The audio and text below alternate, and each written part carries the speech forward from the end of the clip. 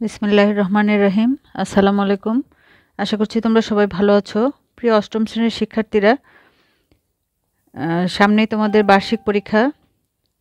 তোমরা কোশ্চেনগুলো কেমন হবে এ নিয়ে নিশ্চয়ই চিন্তিত আছো।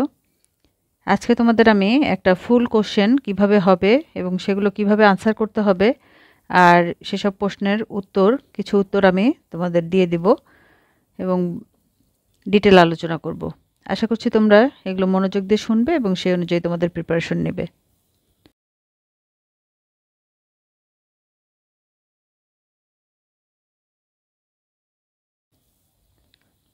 এখানে দেখো, তোমরা নিশ্চয়ই অলরেডি জেনে গিয়েছো এবার 100 মার্কসের পরীক্ষা হবে, সময় থাকবে 3 ঘন্টা।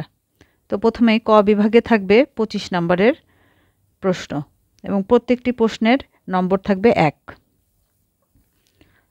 তো এবার দেখো, যেটি লেখা আছে সঠিক উত্তরটি খাতায় লেখো। হ্যাঁ, এটি তোমাদের খাতায় লিখতে হবে। এবার কিন্তু ওএমআর শিট দেওয়া হবে না, যেখানে তোমরা টিক মার্ক দেবে বা বৃত্ত ভরাট করবে, এরকম কিছু থাকবে না। তোমাদের খাতায় এই যে উত্তরটি হবে, এখানে দেখো 1 থেকে 15 নম্বর পর্যন্ত প্রশ্ন। এখানে তোমাদের 4টি করে অপশন দেয়া থাকবে। হ্যাঁ, এই 4টি অপশনের মধ্যে যেটি সঠিক আনসার সেটা তোমাদের লিখতে হবে। তো জাস্ট তোমরা 1 লিখবে, লিখে যদি আনসার ক হয়, ক হলে এই যে এটা যেটা আছে a cube plus b cube এভাবে লিখে দেবে। তারপরে 2 নাম্বার দিয়ে যদি মনে করো আনসার খ হবে তাহলে 750 টাকা। তারপরে 3 নাম্বার দিয়ে আনসার যদি ঘ হয় 9600 টাকা।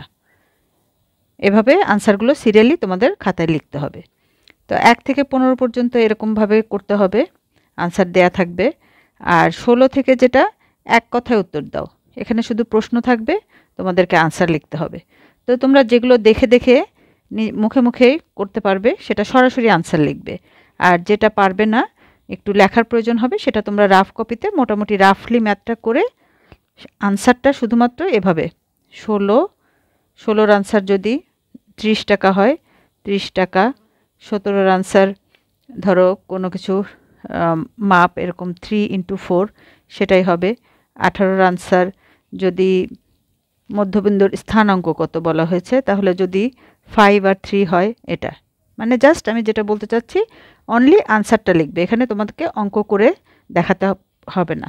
যেহেতু এখানে প্রত্যেকটা প্রশ্নের নম্বর কিন্তু 1, একের জন্য উত্তরটাই যথেষ্ট।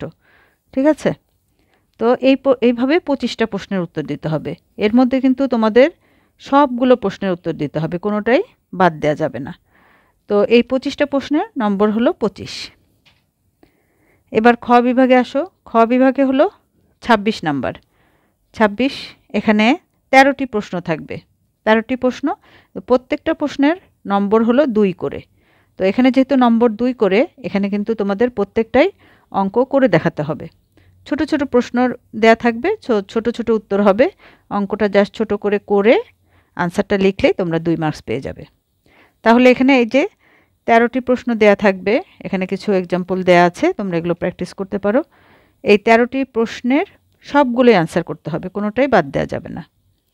তাহলে এখানে 26 আর এখানে 25, এই হলো 51। আরও থাকছে 49। এখন এই 49 হলো এখানে। এখানে যেটা হবে 10টি প্রশ্ন থাকবে, তার মধ্যে 7টি প্রশ্নের উত্তর দিতে হবে। তাহলে 7টি, প্রত্যেকটি নম্বর হলো 7, 7 × 7 = 49। তো 51 ছিল আর 49, টোটাল 100 হয়ে গেল।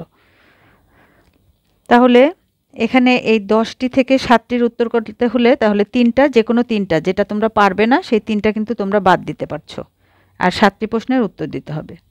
তো এগুলো কিন্তু আগের যে সৃজনশীল প্রশ্নগুলো ছিল সেগুলোর মতো করে দেয়া আছে, তবে আগের মতো নাম্বারিংগুলো আলাদা এবং প্রত্যেকটাতে আগে যেমন 3টি করে থাকতো, এখন 2টি করেও থাকতে পারে।